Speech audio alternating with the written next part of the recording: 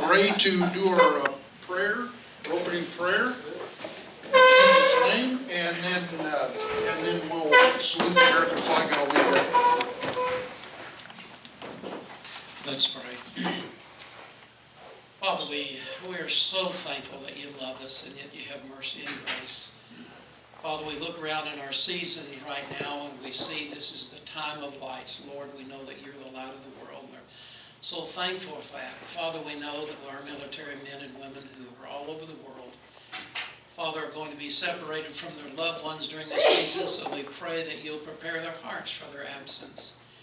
And Father, that you would just put your arms around them and pull them very close. Father, we pray for our President-elect. We pray, Lord, that you will give him godly wisdom, that he will seek men and women who are renowned that will depend upon you. And Father, we pray for these last few days that our current persons in the office of President, that, Lord, you will humble his spirit even now.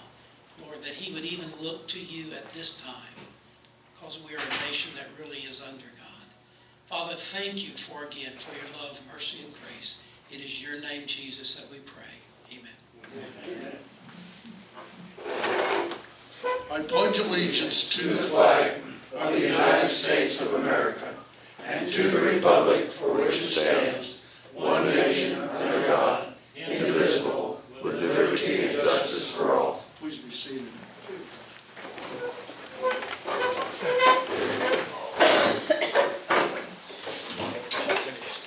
Is that good? Listen, there's the light on here. Oh, that's it. Well, You rest it right on your chin. All right, rest it on your chin. Thank you. Thanks, Paul, for having us.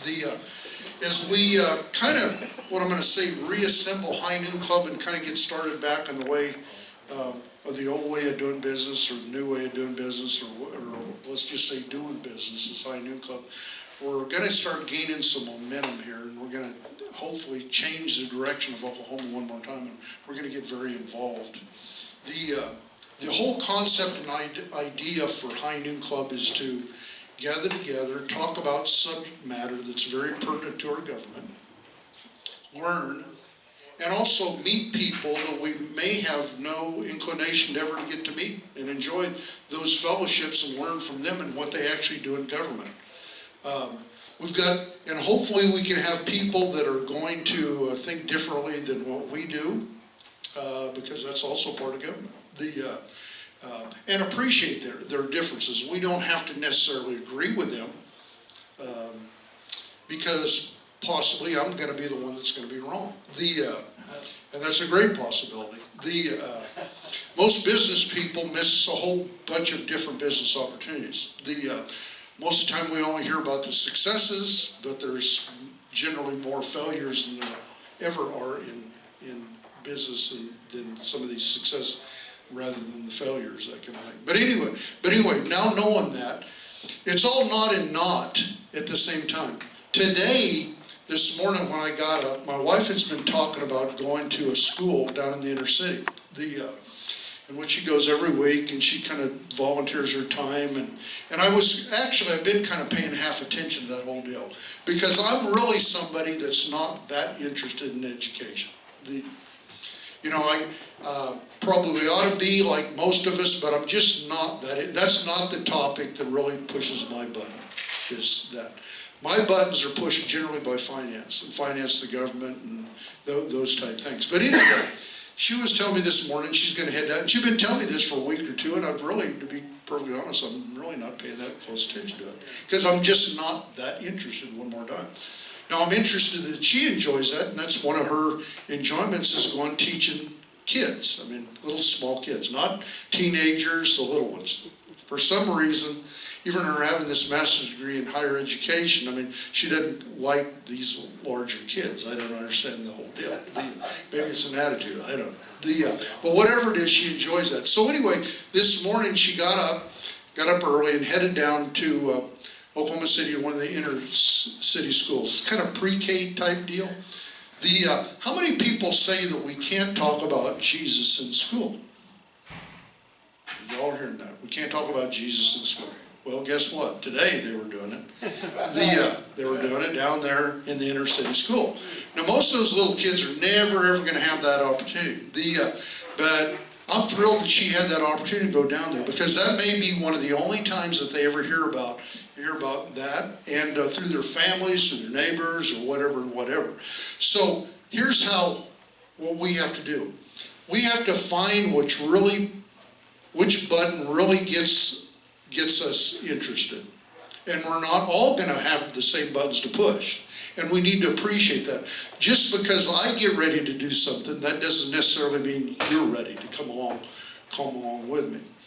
But our educational system, as we know in America, is failing. We know that. Now, is it the teacher's fault? Of course not. It's not the teacher's fault. Whose fault is it? It's parents' fault. That's whose fault it is. I mean, when a baby is born in the United States of America, around the world, it's the parents' responsibility. It's not the government's responsibility. It's not the neighbor's responsibility. It's the parents' responsibility. When the parent fails, the child's going to fail. And it's very difficult at different times to have successful children when the parents aren't successful. So one breeds the other. So anyway, so that's where some people that are, like what I'm going to say, like my wife, are interested in education. That's where they're going to get the opportunity to step up to the plate and give it back to them, or do whatever they possibly can to push those buttons that they enjoy doing. Okay, and what we have to do, as people like me that does not enjoy that, we have to support them and encourage them. So that's actually what High Noon Club should be doing. We need to encourage one another. Hey, Mark, good to see you. We need to encourage one another in the areas that we fail in doing different things, rather than being the discourager. And then we have to find our outlet where we can personally get involved. Where are you going to be involved? Not where I'm going to be involved. Where are you going to be involved? Since the creation of High Noon Club about 8 or 9 years ago, in the spring, it was set up, as many of you know, it was like an accident. We met out there, Mike Reynolds, myself. We met at my patio, and we'd argue. And I mean, I love him like a brother, but we're so different in so many different ways. I mean, he's much more, what I'm going to say, hard-headed than I am, even though he'll say that I'm worse than he is. And you know what? There's probably the truth somewhere in the middle. That's the truth of the whole matter. We've all got to have a certain position in passion and hard-headedness, or we're never going to do anything.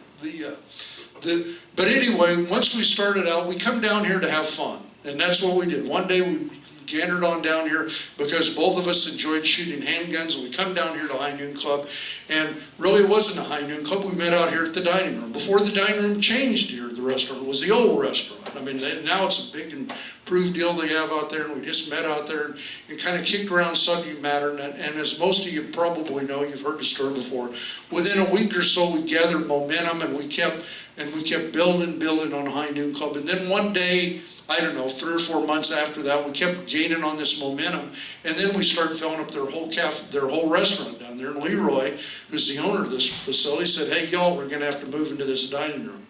Huge rejection by our little group table. Huge rejection.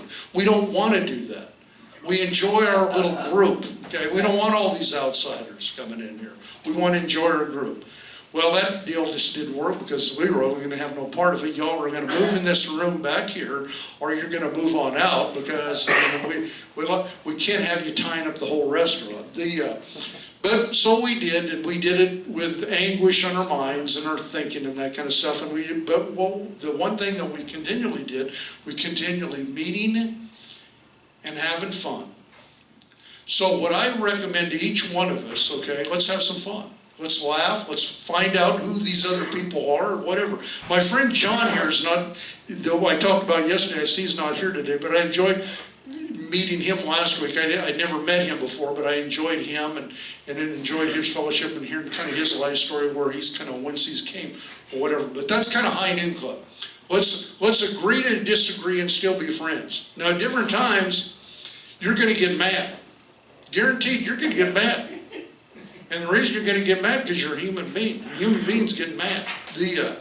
That's that's why we also went to the format, which we'll get back to the format. We'll be a little bit more relaxed on it until we kind of get it kicked back off. We went to a 2-microphone system, one for the speaker and one for the moderator to carry around the room. That way you could control the room and you didn't have all these little sidebar conversation going on here and that or that kind of thing or whatever. Yeah, that table over here. This is the most guilty party in the room. Let me bring recognition. All this, from this right here on back, are all good people. These are the troublemakers, okay? Miss Houston, she used to tell me when I was in 3rd grade, you come sit at my piano desk because you sit right here so I can keep your eye on you. So that's what we're doing right here at this table. No, I'm just kidding. No, I'm just kidding. But anyway, you gotta laugh, you gotta have fun, and if you leave here mad, you miss the whole point. Okay, you just missed the whole point. Now, since that time, in this room, we've had some really, what I consider really neat speakers. In fact, they've all been neat. They've all been very encouraging. I've learned tons and tons of stuff. The day that became so surreal to me is the day that James Woolsey, the XAI director and the Clinton administration, was in this room. And we brought him here, okay? Some other party did not. High Noon Club brought him, and now I have got the opportunity to sit in, there's a little kind of meeting room that Leroy has over there, a little conference room. I and James Woolsey are sitting face to face, and I'm talking to this guy that was an XAI director. And I'm giving him my opinion on world affairs. Hey, shoot, I got some great opinions. I know Johnny's got some. Hey, we get this deal straightened out here real quick. So anyway, after about a 5 or 10 minute orientation of giving him my opinion, I said, hey, James, what do you think of that? Looks back at me and says, you know something, Bob? Sounds pretty good to me. And I thought to myself, seriously? I mean, that was really surreal to me. Seriously? You actually believe this, James? And I said, are you really serious? And that's what I said, are you serious? Does that sound reasonable? He said, sure does to me. Yeah. That's when I actually understood, not that I'm so brilliant, because I'm not, because I'm a very common type thinker. But that's where I understood at that particular moment that that's what we need in government is common type thinkers, okay? All these eggheads or whatever that read books and do all this stuff that have no lifetime experiences, that probably deal is not going to work because it was in a book. And it's the same way that I'll get a lot of people that come down here that are authors, have wrote books at different times, and here, Bob, read this book, you need to read my book. And the deal. No, I don't need to read your book. I need to talk to you. And if I already know you, why would I need to read your book? Everybody's got a book in them.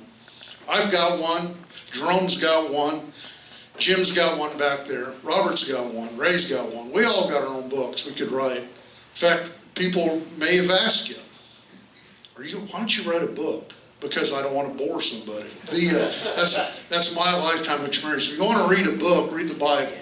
That's the only book you really need to. In fact, George Washington even encouraged us to do that. Quit reading all this kind of, what I must call, kind of just books on I can't remember exactly how I said book on nonsense, but it was more or less that type thing.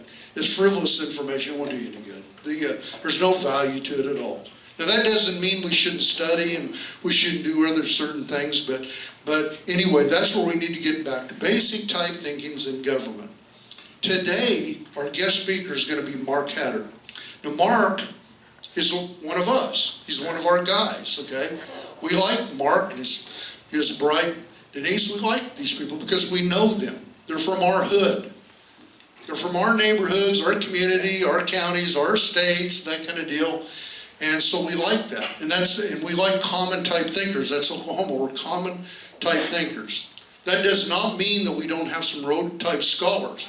But if you think of some of these road type scholars, we've got one down at the University of Oklahoma. His name is David Bourne, president.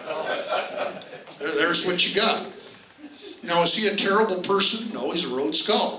He just can't think basic type thinking or basic type logic. And once we get back to basic type logic, hopefully our new president-elect maintains basic type logic, and we get off of this road type scholar type thinking of that type of government. So today, what I'm going to do, we're going to introduce Marc And what Marc is gonna do, we're gonna take about an hour, and what he's gonna do, what I'd really like for him to do is tell us exactly what a county commissioner in Oklahoma does. Each county has 3 county commissioners. Explain to us exactly what he's supposed to do and what he's not supposed to do. And once you leave this room today, hopefully, you'll understand exactly what an Oklahoma County Commissioner is supposed to do and not do. And my friend, Marc Hatter. Thank you.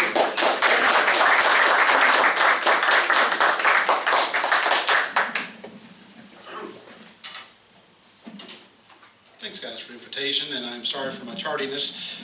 When Jim called me to ask if I could come do this on Monday, whatever it was, a week or 10 days ago, it looked like I was going to have just a traditional board meeting that we have every Monday at 9 o'clock, and usually, even on a fairly long time, it might be 10:30 at the latest before we get away, and within a few days, we ended up having 3 of our authority meetings scheduled, and we also had an executive session added to our agenda, and all those things added up to make me have to actually leave and let the other 2 commissioners close out the meeting. So anyway, again, I always try to be punctual, and I failed today. I had actually gotten there's a course, and Bob, I want you to know that besides David Bourne, I am a Rhodes Scholar as well. There are actually quite a few of them. I used to work for Oklahoma County, District 3, the northern part of the county, your district, and there's a program through OSU, the CLGT, Center for Local Government Technology, and they have about an 8 or 9 course, 125 credit hours of instruction to help commissioners, road, hands, foremen, things like that, learn how to do their job very well. And I completed that back in probably 2003, working for Stan Inman. We also got everybody in our district to go through that same course.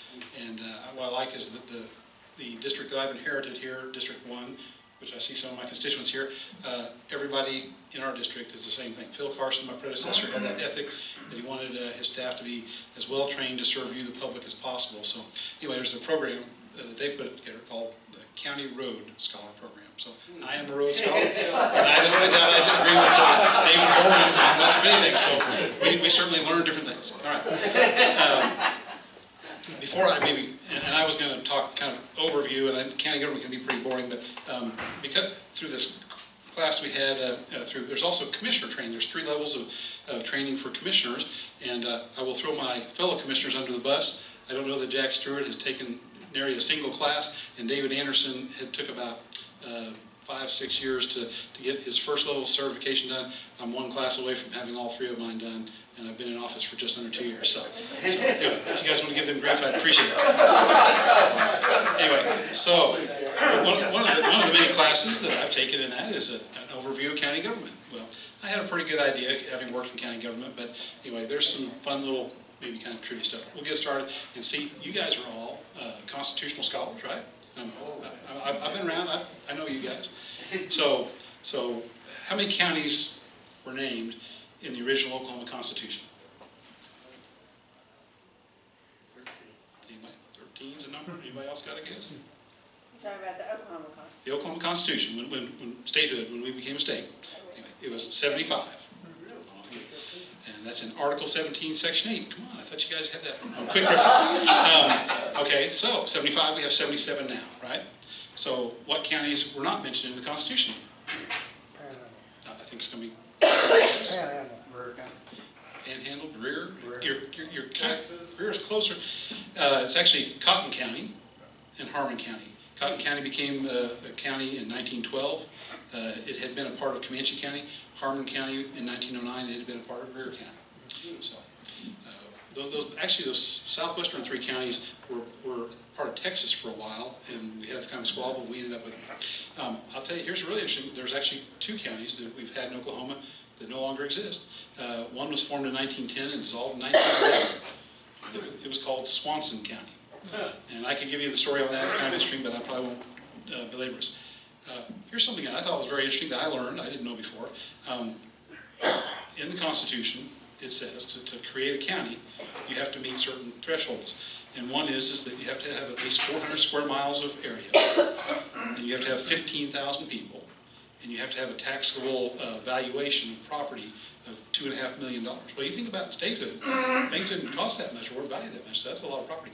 But I thought the 15,000 people was a pretty challenging threshold, and I don't know if you realize that today, at least 29, in fact, I think there's only 14 counties right now that would meet the threshold to become a county today. So that might be an argument for consolidation of counties, but don't record me saying that.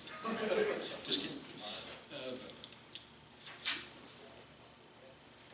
Okay, just out of curiosity, anybody have an idea of what were our original, again, statehood, what were our original county officers?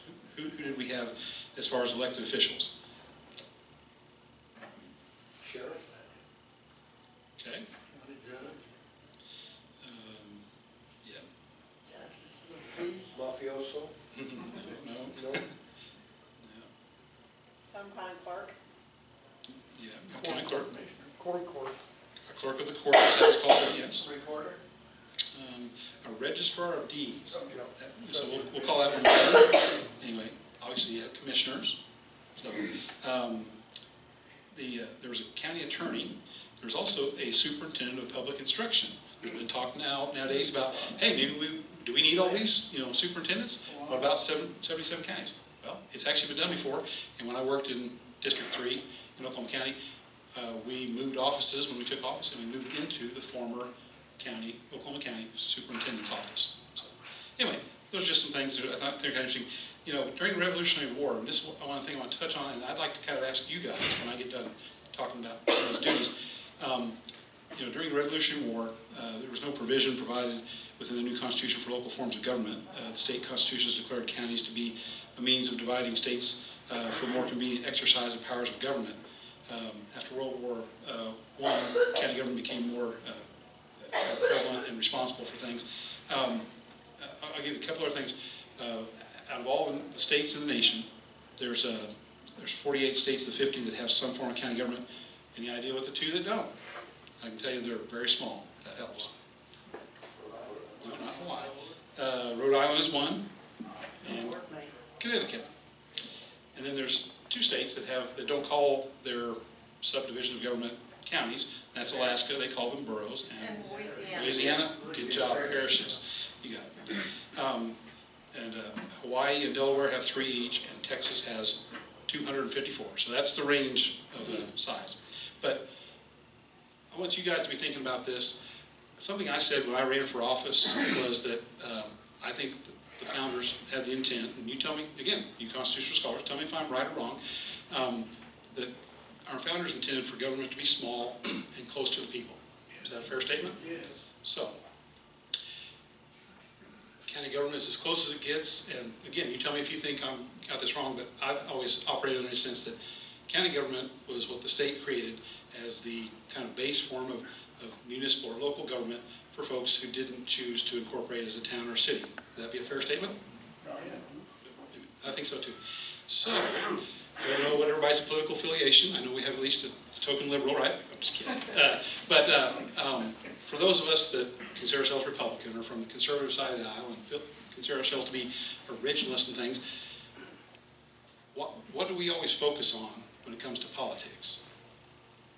Representing people.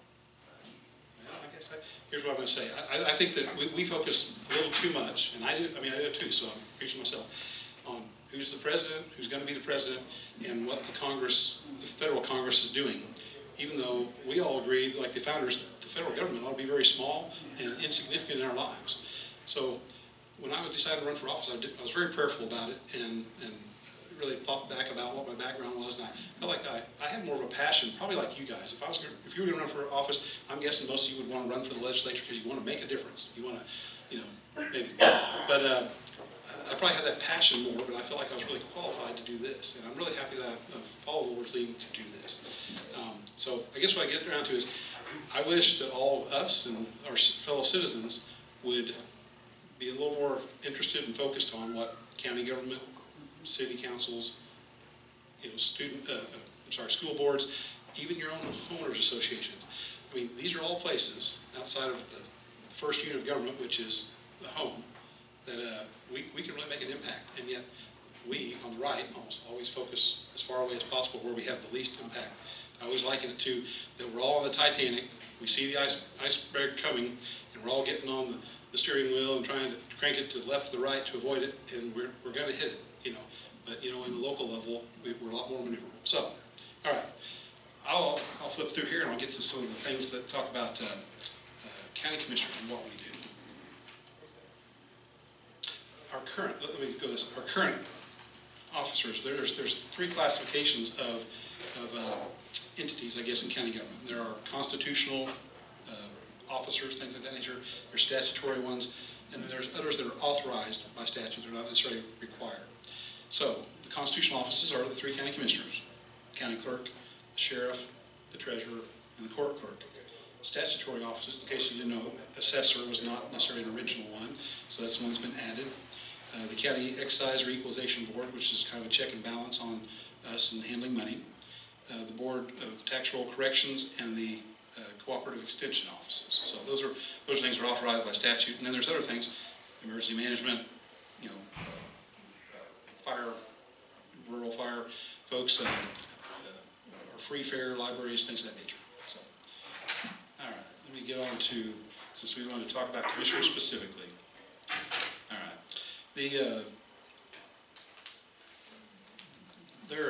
OSU does a lot of research on this, and they have also, I meant to bring you guys a handout to kind of show you. There's some good resources if you were really interested in this county government. They have kind of white pages on different things, and this is one I have. It's AGEC-802. If you type that into your phone, you will get this document to come up, and it's actually a nice, concise description of all the county officers and what they do. So, Board of County Commissioner, there's three.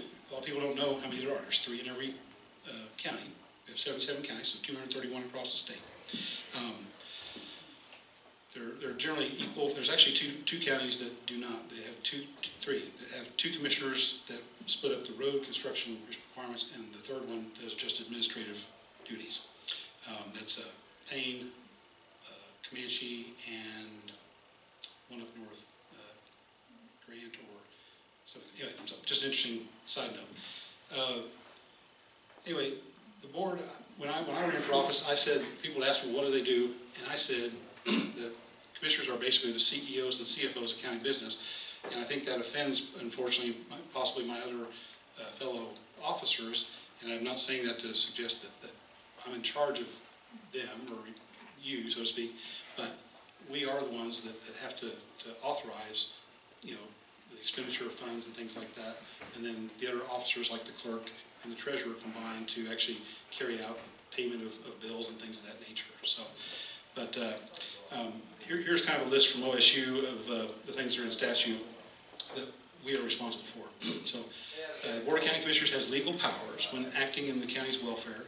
Among the powers granted by law are the authority to sell or purchase public land or buildings for the county, call a county bond election for approving a public project or creating a special district, to incur public indebtedness in the county's name, to implement an economic development program for the county, to purchase security contracts known as blanket bonds, and to insure all county officers and employees for any loss to the county when carrying on their duties, to approve the warrants or payments of claims for equipment, supplies purchased or leased by the county, and the warrants for our county payroll, to receive and approve all bids on major purchases or construction projects, to authorize and maintain an inventory of all the property owned for everything over $500 in value, to audit the accounts of the other officers, which isn't always a popular thing, to develop minimum policies for the county employees with the approval of a majority of the elected county officers, and to designate and publish each year the holidays, so that's not a big deal. But anyway. It was a big deal. Huh? Wasn't it a big deal on? Well, it's true. You know, as someone who, I was a long-time state employee, I worked for the Department of Transportation. And when I got on with ODOT, I'm a preacher's kid, and I had a heart of service kind of a nature. And I looked at the job of going to work for the state, or the city, or the city, county, as public service. And so my first priority was not my compensation, for example. And we're finding now in government on all levels that everybody wants to say, well, what is everybody getting in the private sector? We want that kind of a pay. Yet, when I got hired, I had a fellow who went to my church in Carlton Miller, and he was in the planning department of ODOT, and he was close to retirement. And I asked him, I said, well, should I'd been laid off at a job at a private engineering firm around the time of the oil bust. And so he said, well, I encourage you to get on at ODOT. He said, the job security is really good. And he said, and the benefits are great. Now, you'll never make a lot of money there. You won't make as much as you make in the private sector, but it's nice to have that security and things. And so I thought, well, that's good. So that wasn't, making much money wasn't my first motive. And so we hear a lot about state employees or teachers haven't gotten them across the board pay raise in a while. Well, anyway, those are things to consider. But anyway, compensation is not the first motive, or shouldn't be. If you want to be in this line of work, you probably ought to look somewhere else for your work. So. I was thinking of Columbus Day. Yes. So anyway, when my first year, I was kind of a minority, I could tell, but we started talking about what holidays we would approve. Well, almost every year, state government approves about 12 holidays. And so we went into discussion, and I looked at our list of holidays, and I at least looked at Columbus Day, and I said, that's at least one I'm going to try and make a hill to sort of die on. And I made the case that, we have such great benefits. I said, I used to work prior to being elected, at a place called Tetra Tech. It's a worldwide, very large consulting company that do all kinds of engineering, etc. And even with them, high-paid jobs and things, we had 6 holidays.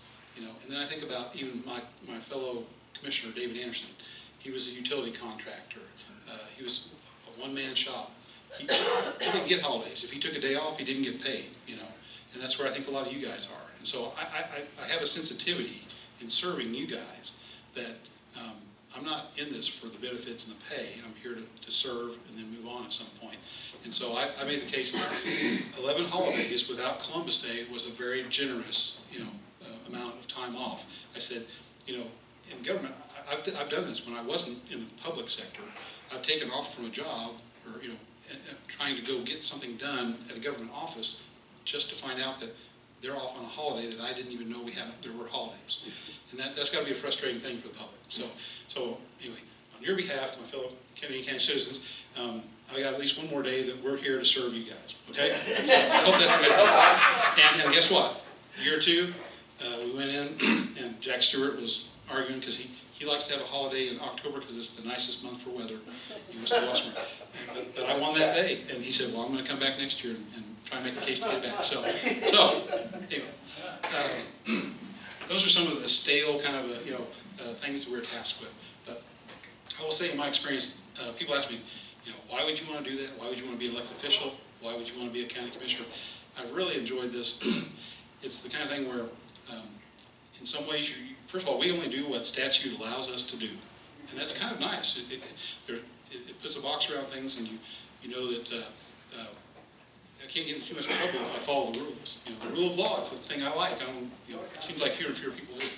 But, I've articulated probably in this group, and these guys well know, one of my great frustrations was I inherited a situation in our county where we have a juvenile justice center that was created in 1996. It's before I moved here, so I didn't get to vote yay or nay on it. It does a lot of good things. But over the years, it has brought in far more money than what was ever intended.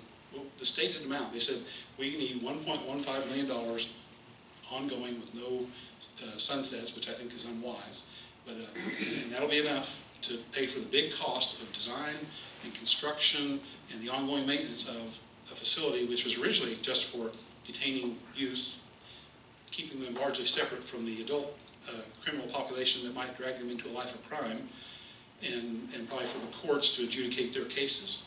And that was that was probably the real breadth of it.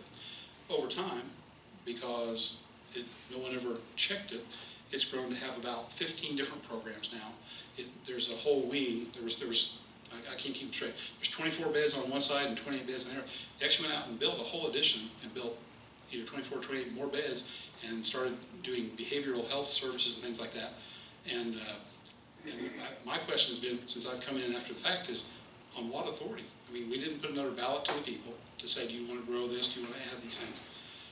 And so anyway, the day I was sworn in, the moment I was sworn in, I was in the middle of a lawsuit. I was a defendant in a lawsuit, not of my making. And so we tried to fix the situation. This came about because our Attorney General, our State Honor Inspector, Gary Jones, which I think we all are fans of, the last couple of audits that he's had on our juvenile center, he has had findings saying, we're concerned about the volume of money that's coming in versus what was stated, was supposed to be collected.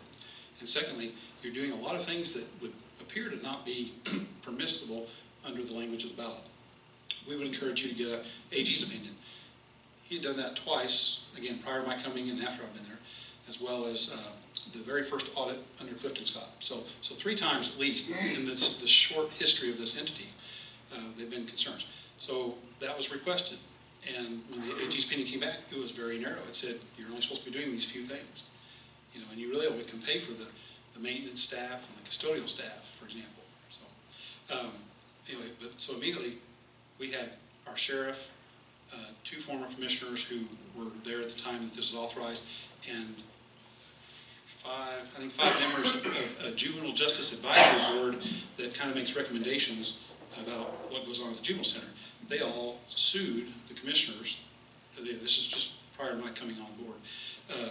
That if we were to actually follow the law and only spend the money on what the language clearly said, that it would cause grave harm, and so they wanted an injunction to make sure that the money kept rolling in and paying for the functions. So anyway, to make a short story long, we put a ballot initiative out and said, well, I'll tell you what, we'll fix and broaden the language and say that you can do all the things you're currently doing, but we also want to reduce the tax burden since it was bringing in over $6 million a year, and there was over $8 million in reserves just chomping at the bit to be spent. And so we thought it was wisdom to try and start backing that down. And we're going to back, I won't get too far, but what I'm saying is, the sad thing is in the reddest county, in the reddest state in America, we had all of our Republican delegation, everybody in Canadian County, is Republican. We had at least 4 of our officers and our undersheriff, 5 people of our true red Republican conservative, fiscally conservative people, all come out and either put press releases or make videos against this to try and keep the money rolling in and to not try and be accountable to you guys and try and rein in your tax burden. And then the sad thing is, in the reddest county, the reddest state of America, we lost 60-40. Partly because there was a group of people, that were benefiting from this money, a combination of judges, our juvenile center, our sheriff's department, because our sheriff's department gets a bunch of their staff paid for to come over and be truancy officers, which is another thing I'm not sure was ever authorized. Anyway, I'm getting into the kind of weeds on this because I think this rings true for what we're all frustrated with America about. Anyway, so we didn't raise much money. We went out and talked to every civic group we could, but the other side, everywhere we went, they would be right there with us, or they would come right after us or right before us, and a judge, which I'm not sure it's appropriate for a judge to go out and speak on issues like this. It's kind of hard to maintain your impropriety. So, and then our own employees, the directors of this facility, are going out bashing us, calling, questioning our integrity, which happens, that's fine. But anyway, so we're getting hit 2 to 1 on anything, anywhere we go to speak the truth, and then they raised $40,000, a lot of it extorted largely from their own employees and from the legal community, which wants to get fair rulings in front of the judges that want this to continue. So with $40,000 against us and no money in the positive, we took it on the chin. So anyway, I would hope for folks like you that we would have loved to have had a groundswell of folks that were out there putting out a positive message and things, and I'm not necessarily chastising, but I've been a part of this group and OPAC and others, and I always will be, but we can talk and think in these rooms and things, but I'm not sure that that's necessarily what's getting this done. So anyway, talk about those things. That's just an example. That's been the most difficult thing, but even that has been enjoyable because if it's just going and signing off on checks as a routine thing or rubber stamping things, I don't need to bother doing that. I'm trying to make a difference, trying to do the things that we hold dear as principles, and I'm trying to modernize as well. we have about 325 or 350 employees, and we don't have a formal HR entity or an IT entity of any sort. And I suggested that initially when I first came into office, thinking that's just a no-brainer that in this day and age to protect yourself from liability and things, and to have proper hiring and firing practices and wage scales and things, that we ought to have that structure in place. And I was almost jotted down of a sort. That's hyperbole there, but now we're moving towards those things, and it's great because it doesn't have to be me that gets the credit as long as we professionalize things. We've made ourselves more accessible by having meetings in the various cities and towns. We're rotating that around from community to community about 3 times a year, and so we're coming in the evening at City Hall or a Town Hall and bring our agenda so that for folks that work normal 8 to 5 hours that wouldn't be available to come to El Reno, we're going to come to you, and we try to tailor things that are business towards that community so that we have things to talk about. So, that's just some of the types of things we're going to do. So anyway, but let me open it up, because I'd rather you guys maybe ask me what you're curious about county government, as opposed to me just reading you something from OSU that's kind of... Jim? I'm curious about the $6 million that was coming into this juvenile justice. Was that from grants, state and federal? When they voted in '96, it was to approve a county sales tax, which 100% of that goes to the juvenile center. And like I said, they anticipated the very first year that it might bring in that 1.15 million. The very first year it brought in between 1.8 and 1.9, and it's grown dramatically over that, like I said, about 30% a year on average. Now, it's leveled off some, but you can imagine we've been the fastest growing county for a number of years, and I really don't anticipate that changing much, because what's happened, the metro area has grown outside. I mean, yeah, there's still homes being built in Oklahoma County here and there, but where Edmond and North was kind of the vogue place to move to, Choctaw here is a little bit, but really people want to move east and west. It touches on another thing that I won't go into a lot of detail on, but Oklahoma City has just finalized a long-range planning document, Plan OKC, and they surveyed people, and people in the metro said they want to grow east and west more than north and south, or concentrate on downtown and things. But they've made like 3 models. Here's what the people basically said they want. Here's what they theoretically think you ought to want, and here's halfway in between, and they just said, well, we're going to go this direction that we theoretically want. So they went out and had public meetings, which, it's funny, Denise and I were a quarter of all the respondents that they had at any of their public meetings when they went around. I'm sorry, this is a side note, ACOG, Association of Central Governments, one of those layers of bureaucracy that still spend your money and don't, and I'm a part of. I mean, I'm on that board because I have to be, but it's one of those things that was created to spend additional federal funds that we don't have, on road and bridge projects that the larger communities get to fight over that, and then everybody else sits around waiting for crumbs off the table. So that's a challenge. But anyway, they had a separate long-range planning document that they worked on. So it's just frustrating that these guys, they go out and supposedly seek the public's input, but they don't do what the public really says they want. Of course, part of it is we don't participate either. So, anyway. My name's Neil, and I'm new to the Oklahoma area. Can you explain to me why you have 3 county commissioners? I don't understand why you have to have 3. I don't know what the purpose of 3 is. I think it's the smallest odd number you can get, above 1, so that you can have a governing board and have an odd number so that you can, break ties. What function do they serve? They are essentially the administrators of county business. So it takes 3 to do one county's business? No, I mean there are 3 ways I think that you could set yourself up, or at least nationwide. There's about 3 different ways that county governments are set up. There are occasionally you'll hear every couple of years you'll hear somebody say, "Hey, we ought to go to home rule," where you might set up, and I think most people think of it as you still have commissioners, but they'd be more like a city council that are generally unpaid, and you'd have a county manager that would manage business. But that's not necessarily the norm. I don't know if that's even the norm across the many states that have county governments. Many states have the one county commissioner, and then, they have underneath them. I'm just curious. Yeah, I don't know if there's a rationale like that the founders of our state constitution sat down and said, we picked 3, and here's why. I've never heard a justification for why they picked the number 3. Be interested in, Yeah. thank you. Okay. 2 questions. What is the primary source of income for counties? And secondly, are all county commissioners across the state paid the same, or who determines the compensation for county attorneys? Good questions. I appreciate that, because I did bring a couple of things. One is, well, first of all, on what they get paid, and this is something I'm going to have to send you to research. I don't have it with me, but there is a somewhat complicated formula. Again, OSU, the agricultural economics kind of division of things that help us with our training and things, they have a spreadsheet formula you can plug in. And it starts off with you get the valuation of the property in the county, and you plug it in one thing, and then it takes in other factors. I can't remember, there's multiple ones. But what I would say is that on average, the smallest counties, there's kind of a low end, but they're going to, the pay on the, and this is for all the elected officials, not just county commissioners, it's all the same, it might be in the 20s. It might be 25 or 23 or 27,000 for the very smallest. And that's based on a formula of some sort? It's on a formula, and I don't have it at hand. Formula.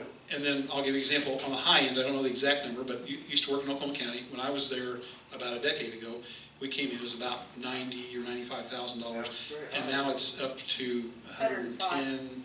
Between 105 and 110. Yes, okay. Tulsa County is probably over 100. I think that Cleveland County is probably in the 80s, if not the 90s now. We are actually on the low side. I think previous commissioners have held that down, because you can vote to, you know, you can either not increase pay, or you can vote to, you know, apply that formula and kind of tap into the increase. But you can, and you have ranges between, I can't remember the factors, but they'll say, if, you know, you plug in this variable, and it can be between $19,000 and some odd $1,000, and this plus that equals the total amount. So it is probably interesting to look up. But so they vary. There you go, from probably at least on the low end, the mid to low or high 20s. I think most counties are probably in the 40s, probably around $40,000. One that's I found out was more than us was Washington County. They're at like 67. We in our county make about 63 or 4. And one thing I'm not an advocate for us getting more. If I was even going to be an advocate, I would say that if our county's like average household income were to rise, then I might say, well, let's put it at what that is. That's the kind of incentive to do the kind of things that make an environment that is conducive to growth, and that we get rewarded for having that. You know, but I'm comfortable with whatever I'm making, so I'm not going to be one out there advocating for higher pay. But let's see. What was it about? Expenditures or funds? I brought this, and it's hard for you guys to see, but if you see from this big light blue kind of there around to this other similar, you can see that's how much that is. Our ad valorem, you know, when we talk about what funds what, and we hear, and I'm not trying to beat up on education, but when they get the majority of our general fund of the budget, and then here, this to me it's logical that county government be supported by ad valorem. You got to pay for your local government, if you will, from the taxes that are collected from you. You know. So anyway, but this is where we get probably our biggest funding source, and with ad valorem, over 80%, 81% goes to schools. That's either Common Ed or for Career Tech. Okay, so that leaves less than 20%, and the counties through a few different things: the county general fund, a sinking fund, the county health department, which is actually more of a state entity, so whether you count that or not, but those total up to just over 16, basically 16%. And then the other, there's a little bit that goes to cities and library. Anyway, so we get the majority of for our general fund from there. Nothing for sales tax? No. Well, our sales tax, we don't necessarily have, counties can authorize up to 2% of sales tax with county commissioners putting it out to a vote of the people. And the smaller counties tend to have those a lot. There's really only a couple of counties. Oklahoma County does not have one. I think they're probably in the process of going to propose one eventually for funding a new jail. So that's something you guys are going to have to deal with. But here's the average county general fund revenue source. And this is an average of all the states. And so this big blue, it's 51% is ad valorem. So that's obviously the biggest lion's share. And again, this is for our general fund. That's property tax? Yes, our property tax. The second biggest one there is county sales tax on average, but I'll say this. Our sales tax, as I've already told you, only goes to our juvenile center. So none of that comes to us for, operating the business in the county. Two of these larger ones, there's revaluation, visual inspections, the assessor is probably on fees from there. Motor vehicle is 1%. County clerk gets fees that total up to about 6% on average. Interest on investments that we're holding through the treasurer's office makes up about 6%. And then it just has other revenues at 15%, various little things. Let's see. And then county expenditure, I'll throw this out. Just again, you can see the two biggest pieces of the pie there are general government, this kind of pale color to the bottom left, and then the sheriff to the top up here. I'll point this out because it's one of those things that's a bit of a source of frustration. I know as former law enforcement, does anybody here not appreciate those folks that put their lives on the line? I mean, I know I do, we all do. I can tell you though, like for example, this is the average of all 77 counties of general fund expenditures is 22.4% up here goes to our sheriff, for example. In our county, when I walked in, it was basically about 38, and I think it's currently at about 40. And it's not that I don't, well, first of all, I do want to properly fund our sheriff's department, but our outgoing sheriff has taken what used to be, I think the percentage was for Canadian County, was still higher than the average. It was about 25 or 27%, and run it up this much. We are, in a sense, the most prosperous county in Oklahoma because we're growing so fast. We should have enough money to meet the estimate of needs that every officer puts out a request to manage their operations, and we should have money left over to be putting away towards things. Our fairgrounds are really out of date and in poor shape.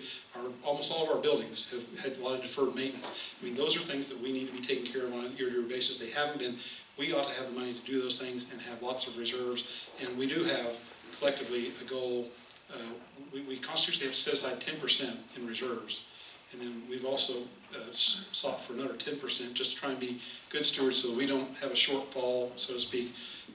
And we've done about 8 or 9% the last couple of years. I'm adamant that we're going to get to and stay at 10%. But what I'm saying is we have enough requests of needs by everybody that we are still having to go in and figure out how to cut somebody back. And that shouldn't be happening. Now, Tillman County, Osage County, some of those, they ought to be having budget crisis because they're probably pretty stagnant in their growth. And so that's a frustration for me, and it's hard to make the case that we need to maybe back off, some of the funding for our sheriff's department because ours does good things. I mean, we've all seen that they're catching, sexual predators, and they're, we've had the asset forfeiture debate here. I'm not a fan. I appreciate that it creates revenue, that helps to fund things, so to speak. But the constitutionality of it really weighs on me. I'm concerned. So those are things we have to deal with in doing the budget. Anyway, most of these other things, like I said, county treasurer on average gets 4.9%, county commissioners, and that's separate. We are over the general government, which is that other large portion, 25% or so. But for just our own, like our own salaries and things, and maybe our immediate staff, about 2.8%. The clerk on average gets 7%, the court clerk gets 6%, the assessor gets two different slices of the pie that total up to about 11%. So that's kind of the distribution on average. So anyway, that's kind of a long answer. But let's go here first and then Thanks a lot for being here, Mark. My name's Don. A couple months ago, I went to the Mustang Western Days Parade. And I saw the Canadian County Sheriff's couple of vehicles go by with guys that were in all black and helmets, and they looked like SWAT teams that you see on TV. And I was thinking, I wish we had those vehicles when we were in Vietnam a long time ago, But, and this may be totally out of your realm, but what was the argument for getting this stuff? Well, the argument, okay. The argument for one is that it's available. Federal surplus, and we buy stuff from federal surplus. In fact, we are selling in an auction right now a former tractor, cargo truck, tractor, and we actually bought one just recently. and it's virtually brand new. I think it had less than 1,000 miles on it or something. But we're using it to haul a water tank, which is legit. While we water, when we're doing road construction, and we can get that for thousands. A few $1,000s, less than 10,000, I think. Maybe it's 10 or 12, 15. If we went out and bought a new, pretty Peterbilt, it'd be 125 or something. So I feel like I'm being a good steward of your taxpayer dollars by buying that. We had to kind of configure things and weld a couple things and put a fifth wheel, but we're making it work. And that's a good use of those kind of things. I'm not sure why. As far as just the sheriff's. Here's what and so there's things that you go down to Federal Surplus. It's kind of tucked away northeast of the Capitol, back in the neighborhood. There's all kinds of things that all kinds of state or federal entities are getting rid of, and so our sheriff's department has picked up, for example, a plane in about the last year, and you can make some justification. You can help with a manhunt, or if we had a disaster and you want to try and scan damaged area that's hard to get in and out of or something. There's a use for that potentially, and so they now have a hangar out at El Reno Municipal Airport, and they have to pay some upkeep and things like that. So, but that's one of the things they bought. And one of the main things you're probably referencing is the MRAP. It's I kind of anecdotally call it an urban assault vehicle here in America, but I struggle with when we start taking military items that are meant for warfare, and we start blurring the lines between the proper roles of our military and our law enforcement here. Again, I patriotically, I love and appreciate you guys and all of your service, in your capacities, both in law enforcement and in the military. I'm just uncomfortable with how we're blurring those lines. And when we hired John Johnson, the guy we hired as a chief of staff, about 6 months after I got elected, and the sheriff invited him to come over and get to know him and tour the jail.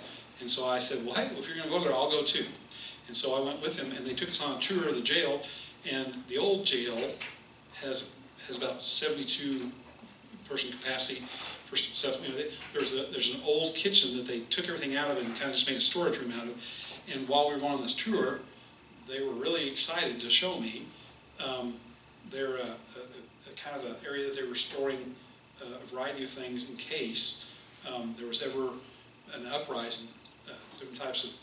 One of the things I'll describe is these plexiglass shields, for when you have a riot type thing, and some of those had incorporated tasers into them so that they could press you or someone else up against the wall or push you around, hold you down, and tase you, while protecting themselves, as well as some other types of weapons and things that concerned me. So, and they had hired someone from FCI that had retired, who was going to kind of man up. Basically have a SWAT team. I can't remember what their acronym for it was. And this was, the phrase was stated to some context is that, almost like, with almost excitement, is that if we have a Ferguson, we'll be able to put this down, And so we've got a military vehicle that you could drive through a wall and kind of put people in, and now we're equipping our guys with stuff. And like you said, so I'll be honest with you, it is concerning me, and it's probably the biggest type of comment I get from the public to me as a commissioner about the sheriff. Now, I don't run the sheriff's business, we had an issue about a year and a half ago where they wanted to buy some motorcycles, and when I really analyzed it, and I'm brand new, I thought, doesn't sound like a very wise deal. I wasn't trying to tell the sheriff what to do, but their justification was that they were going to get these big Harley hog type bikes and put them out in the bushes or along roads near, and they said literally at rural school crossings, and try and catch speeders or people that were going to run around school buses, the stop signs, things. And I said, as a commissioner, I'm responsible on the liability side of things for all of our safety and the insurance costs. I said, I would much rather I would much rather your and our employee be in the safe confines of a cruiser or an SUV, where if somebody was being crazy and they got out of hand, that you're not so vulnerable to harm. I said, and then if you want to stop an activity, isn't the visibility of a larger vehicle more of a deterrent? All of us have been speeding a little bit, and you hit the brakes because you see the guy, but if you've got a motorcycle and you're kind of hiding yourself away, the activity that could harm someone, run running around a stop sign on a school bus and possibly hurting a young kid going around the front of the bus. Do we want that to happen so we can cite them afterwards? I don't think so. So, and then we have been one of the most costly counties, liability-wise, for ACO. The Association of County Commissioners has the SIGSIF, it's their insurance program. We've had a lot of claims from our Sheriff's Department and from our Juvenile Justice Center, both of those. And so I want to do whatever I can to both protect our staff, keep them safe, let them do their job. And so I just thought it was just not a wise purchase. But the sheriff ran off and threatened a lawsuit, actually got legal counsel, didn't need to. Against you? Against us. We immediately talked to the DA to ask his counsel, and he said, well, the truth is, he was going to spend the money out of his cash or special funds, it's monies that he collects separately, and that he can administer how he wants. And so he said, you really can't say no. And so I said, well, then why bring it across our board for approval? He said, well, you have to do kind of the formality. So I said, I even said, when we brought it back the very next week and went ahead and approved it, because legally I guess we have to, I said, well, I just want you to know I'm voting yes in the sense of putting it across the dais, but I do not support the idea of doing this, And so it went on, and he got his motorcycles. Later ended up giving $14,000 to an attorney who didn't need to be paid anything because we conceded, in a week, So frustrating, but those are the things. This happens in almost every county, sadly, across the state, because what happens is there's silos of operation and information, and over the decades, every county officer has gone and gotten legislation written about their specific operations, and while we have overlap, we have responsibilities that touch on other officers. You can't avoid that. I want to work well together. I want to, but there's inherent things. Before I ever came along, it's not about me. It's not about a particular sheriff. The officers oftentimes are at conflict because they feel like, I want you to tell me what to do. Well, I have a role to be a steward of taxpayer dollars and to authorize things or not. If I'm just supposed to say yes, then why even have them? So anyway, that's probably a long answer. Is there somewhere, some way that somebody like me can go to one of these meetings and put input in? When the sheriff was saying, I want this airplane, which is gonna have long-term, big-time expenses. Right. Or maybe you can get one of those remote control things, instead, that might do the same function. Can we go to meetings and have input? Please do. Our meetings almost every time are 9 o'clock on Monday morning. Like I said, I was late here because but like I said, we sometimes have a special meeting. We try to bring ours out to you. Like I said, 3 times a year, we at least bring them, in the evening when it's a little more accessible. Hang on, Bob, did you have a question? Yeah, go ahead with Jerome. My name is Jerome, Mark. Thank you for what you're doing. Let me ask you a question about the United Nations having to do with Area Council of Governments and Strong Cities Network. Now, I think that's the right one with the Strong Cities Network. I wrote to Tom Cole about it. Of course, he thinks it's a great idea. I don't know the totality of it, but to me, it looks like, and talk about the United Nations, you've got to deal with Agenda 21, Sustainable Development, and ICLEI. Okay. Cow in the cat hair, can you be able to put a stop or kibosh to this onrushing movement of the United Nations to try to control our cities and to control our counties control the states, whereas they would be, instead of, the 50 states we have now, they would be like 10 regions.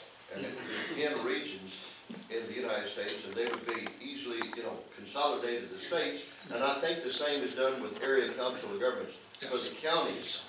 Is that something that you guys can put a kibosh on, Mark? I think that's outside of our scope. Again, we can only do what the legislature tells us we can do. Now, and you make a point, we're a part of ACOG. Has everybody ever heard of ACOG? Association of Central Oklahoma Governments. And there are 8, I believe, sub-state planning regions. And of course, the 2 big ones are that one and INCOG, the Indian Nations Council of Governments for the Tulsa area. And these are, I just call them pseudo-bureaucracy.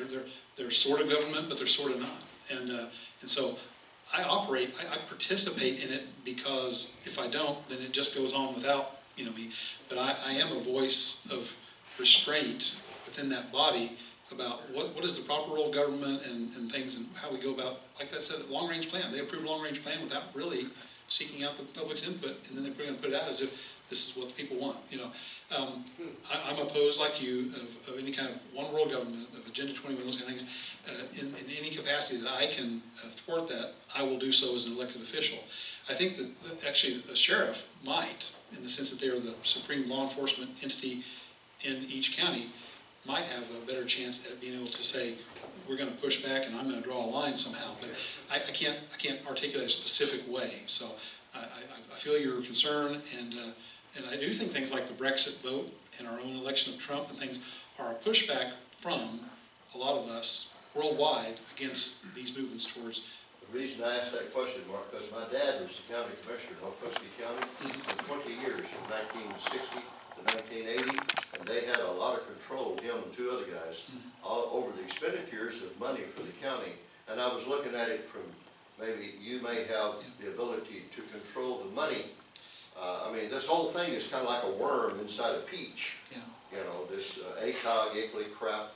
And Well, it's, I think prior to 1980 or so, the commissioners did exert a lot more power, and probably beyond what they were supposed to, and that's why we ended up getting some people going to jail, and we had reforms that reined us in.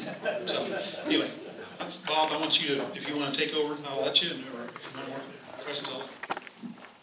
Hey, let's kind of end it. Mark, you did a great job. What we're gonna do, we're gonna make a few changes. This is gonna irritate some people, and it's gonna elate other people, but it's gonna make it easier on everybody. We're gonna try to make the meeting 1 hour, okay, 1 hour, a 1 hour meeting.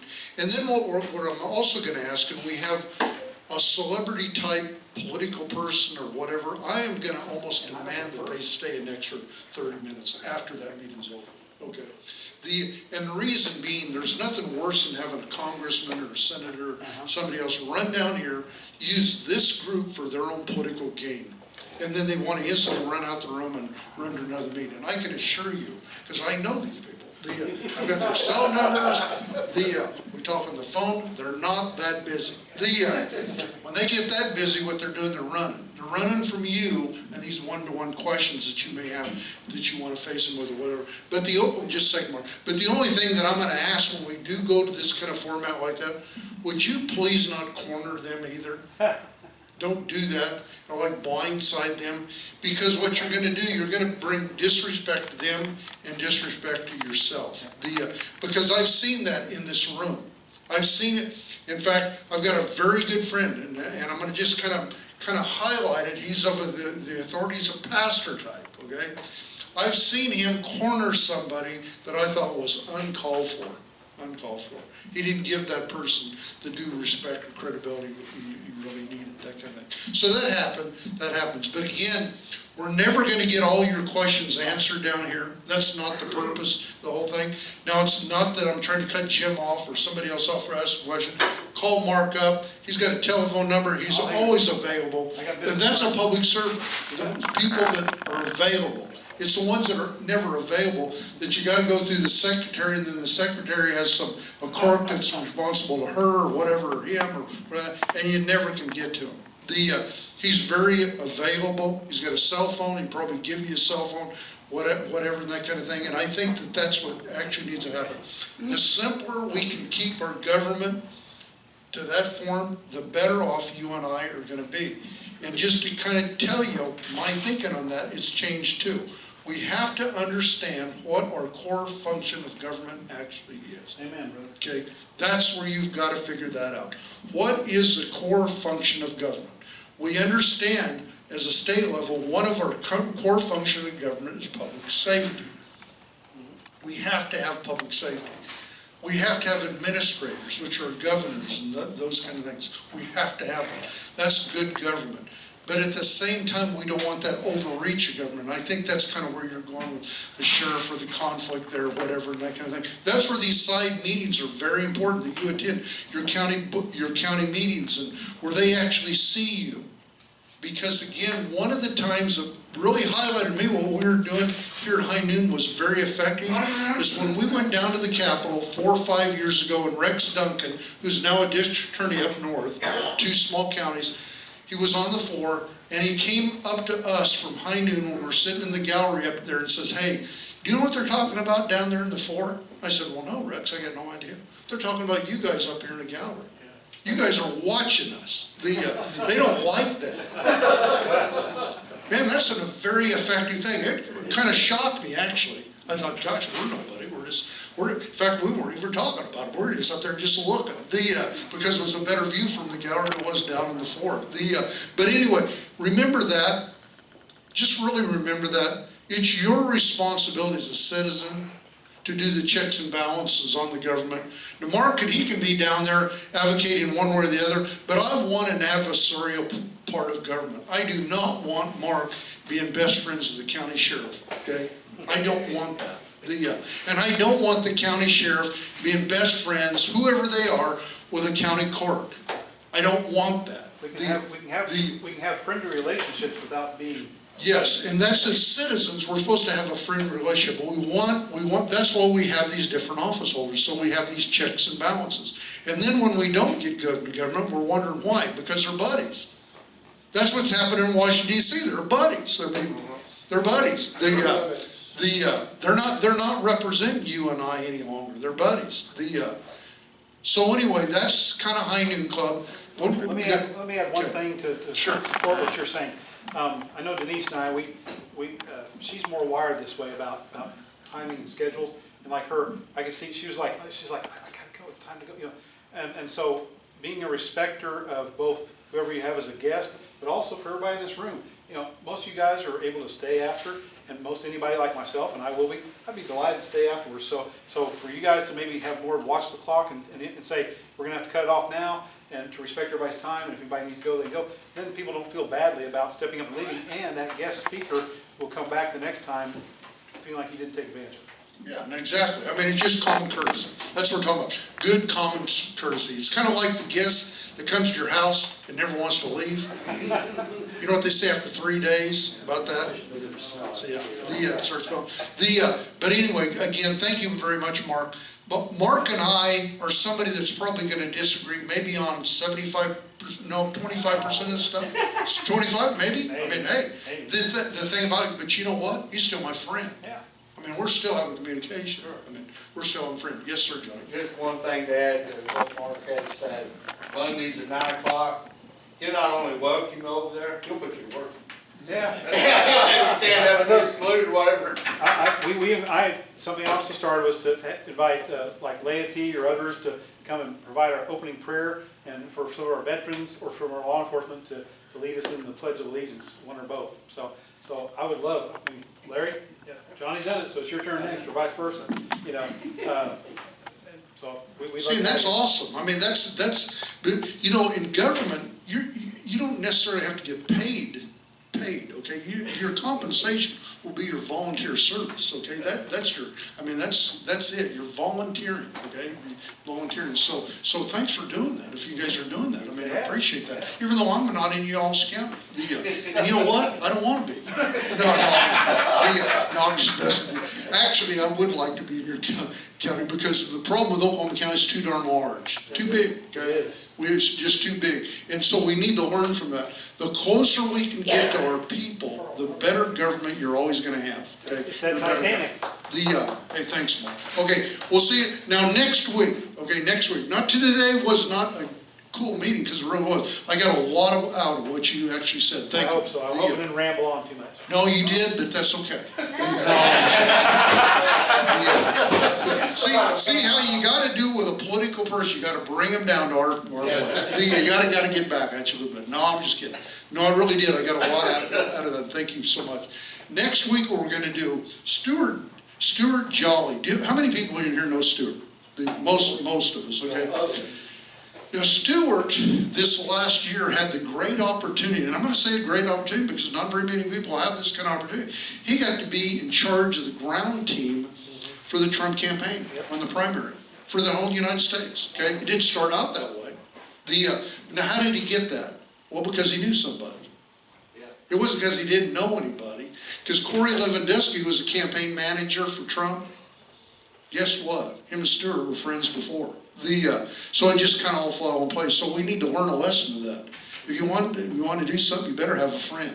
It'll kind of help you along the way. And it'll create an opportunity for you rather than than a non-opportunity. Well, it's also why you want to be civil with people, so that you have positive relationships, and then someday somebody may Positive want to call on relations. you, whereas if you have a confrontational one, they're not going to think of you as somebody that they can partner with to get something done. That's very, very true. And so Stuart, what he's gonna do, I've asked Stuart to come down here next week, and we're gonna kind of highly publicize this little meeting, because Stuart would be considered, if he went to, let's say, like Pennsylvania or Michigan or some other state, he'd be a celebrity. But in Oklahoma, he's just one of us. And I can assure you, he's not a genius. No more than any of us actually are, but he's one of us, okay? And we're gonna hear how Stuart actually got involved and how he run the campaign, and that's exactly what I want him to talk about, his campaign. I don't want him talking about hunting trips that he's been on, that stuff. I want him staying focused on that campaign and what he actually did in the campaign, the people he got to meet, and how this campaign actually structured around, or his thinking, and why he actually quit the campaign at the same time. I want to talk about that, okay? So again, if we were in Michigan, he would probably draw a big crowd, but here it's going to be a little different because he's one of us. Anyway, great guy, good friend, and I hope you all get to know him the same way I have. And how I got to know Stuart is right down here. It wasn't somewhere else. It was right down here at High Noon Club. It was built on relationships. And again, Mark, thank you very much for your friendship, and thank each and one of you for what you've done. Okay, and we'll see you all next week. Thanks, Jim. Good to see you too.